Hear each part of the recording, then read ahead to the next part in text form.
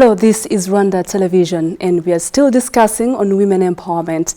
But there's no better person to discuss with women empowerment other than the President of Liberia, Her Excellency Ellen Johnson Sirleaf. Welcome to the set of Rwanda Television and sparing your time to speak to us. Thank you. You championed the empowerment of women in agriculture. Tell us more about that initiative.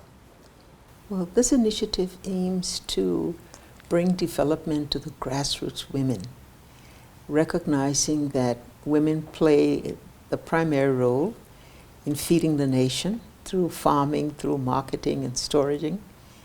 It's time to be able to get down to those women that enable our agriculture sector to begin to grow.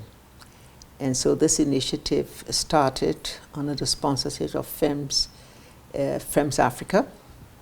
They've been working with the African Capacity Development Foundation over a 4-year period to do the research. There are 8 countries that are being piloted.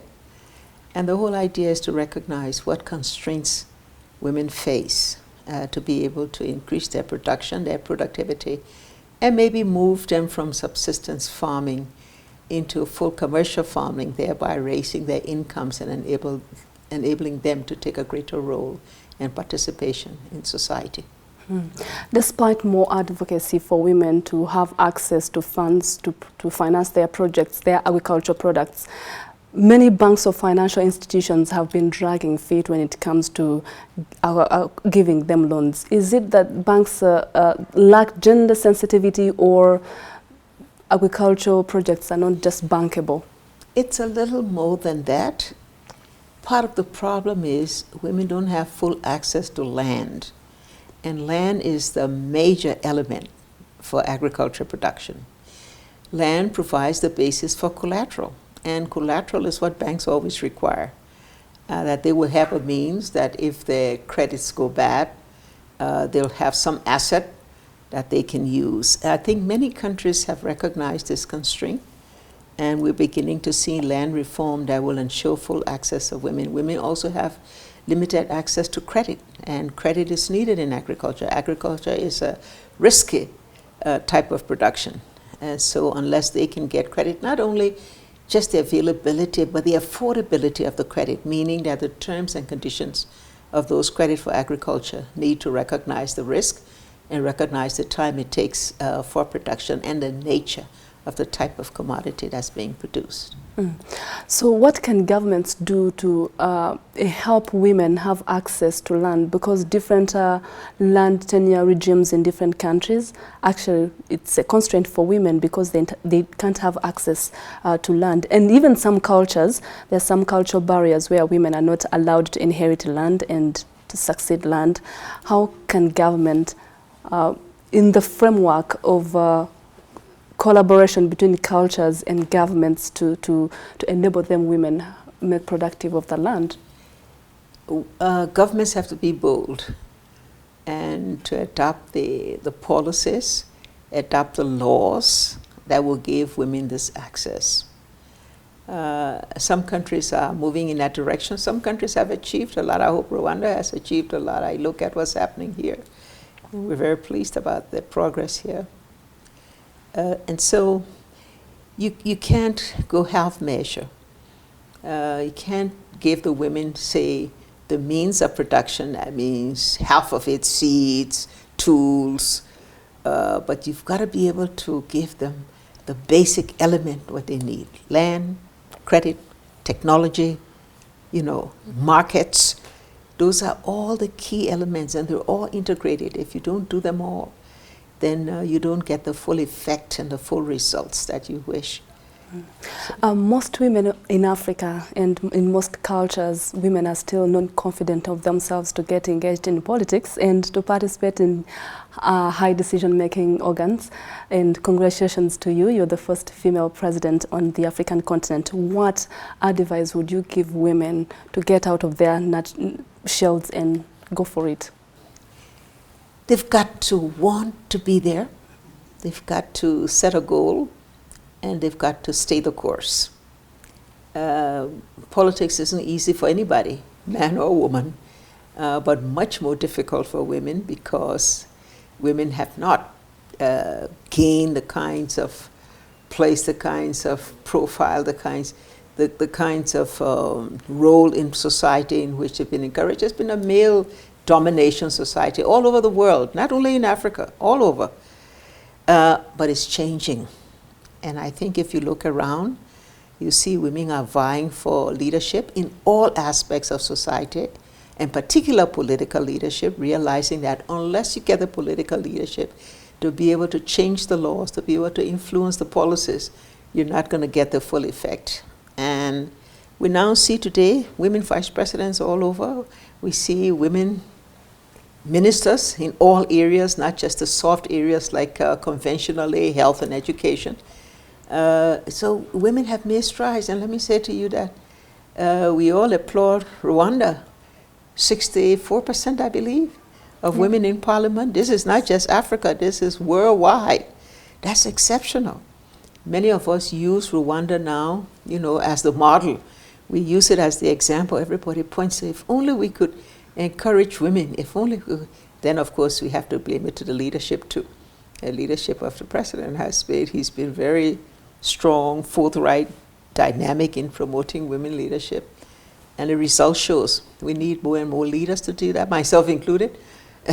We need more women to be bold enough to go in there. Is rugged, but to be able to stand what it takes, and to overcome. It's happening. It just needs to happen a little bit more. With millions of women, smallholder farmers in the world are still having, like we've discussed, limited access to energy, mechanization, and most basic of agriculture and agri-processing tools.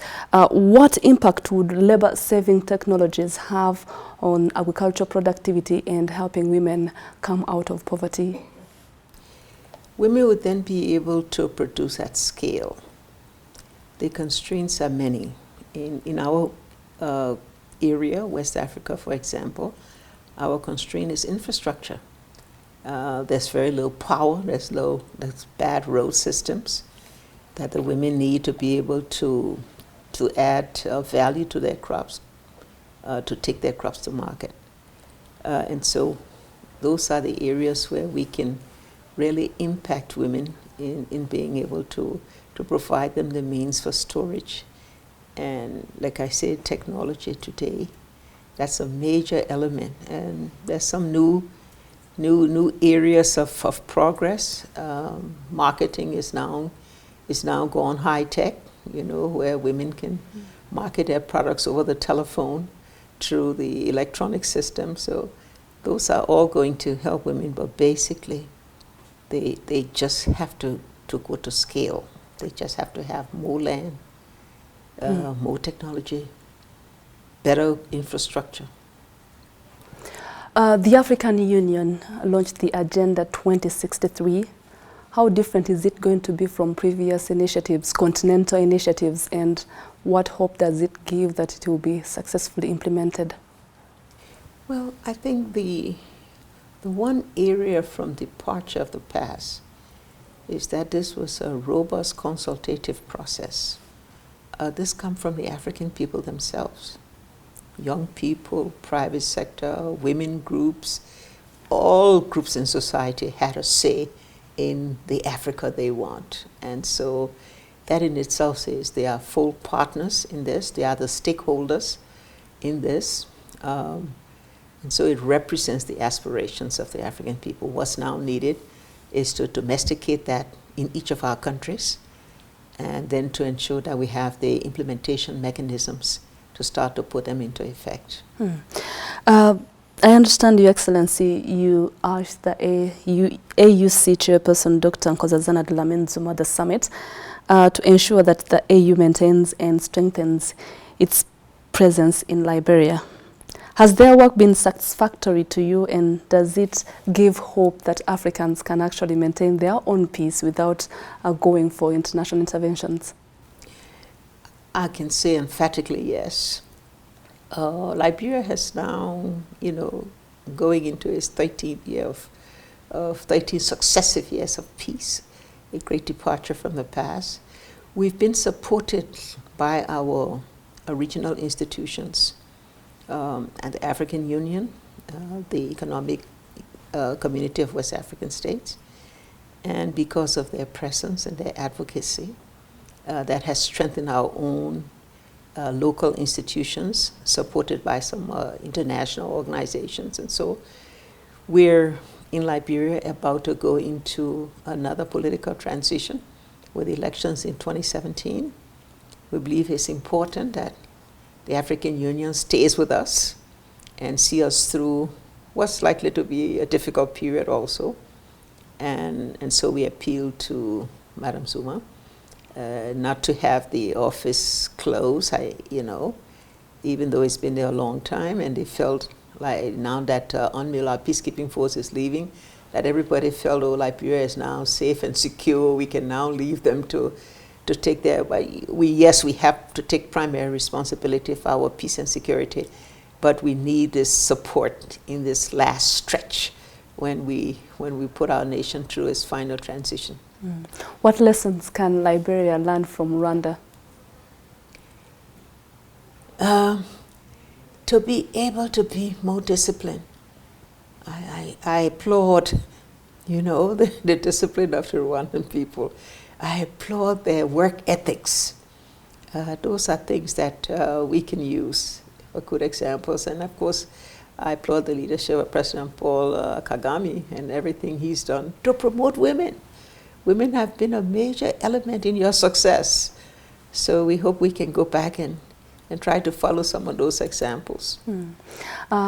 Your Excellency, what can countries at the country level, what can they do to promote the intra-trade? Because at present, only 16% African countries trade between each other. What can countries do to ensure that that is increased? First of all, we have to make a concerted effort to get the information about the available products that are around. We have to be able to have policies that give preferences. We're trying to all do trade facilitation. We're trying to complete the continental trade agreement that's being discussed right here. In West Africa, we're talking about the common external tariff to make sure that there's a commonality in all of our custom duties and our other arrangements. And so that we have to focus on that, and we have to have a clear program to achieve that. In the case of some countries, like those in West Africa, the major constraint to improving intra-Africa trade is infrastructure. Our lack of good road systems and railroad systems, But effort is being made by all countries, and I believe now, under our Agenda 2063, that's one of the clear objectives and clear goals, is to improve, I forget the percentage, but to have a doubling or tripling of the percentage of intra-Africa trade. Each country has to find a way to remove those constraints, and our regional institutions need to do more on integration and cooperation by opening borders. Sometimes it's just the simple things, like the custom officers, being a bit more felicitating instead of constraining trade. Most of our women go cross-border for trade and they face difficulties. So just removing some of those small things can also make a big difference. You are awarded the Nobel Prize for fighting for the rights of women. Where do you see women in the next 20, 30 years? I don't want to if they are empowered enough. I don't want to reach 30 years, let's say 10. In 10, I hope we'll have at least two other women presidents around the continent.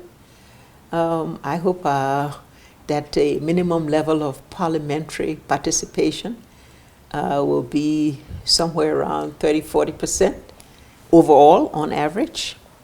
I'm not even going to talk about the vice president and ministerial, because we're competing right now very strongly. So that 50% gender equity that we all talk about may be the one that may take about 20 years. But 10 years, we're going to see major improvement.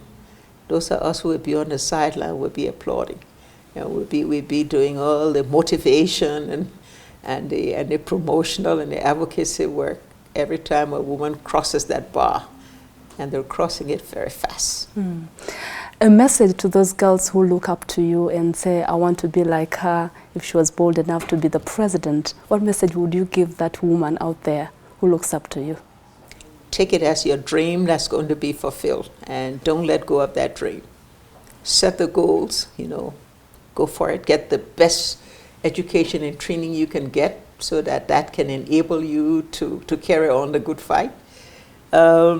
Be prepared for obstacles, but you can surmount them if you continue to set your goals, and you continue to, like I say, stay the course. Keep going what you want to do. Believe in yourself and believe that you can get what you want.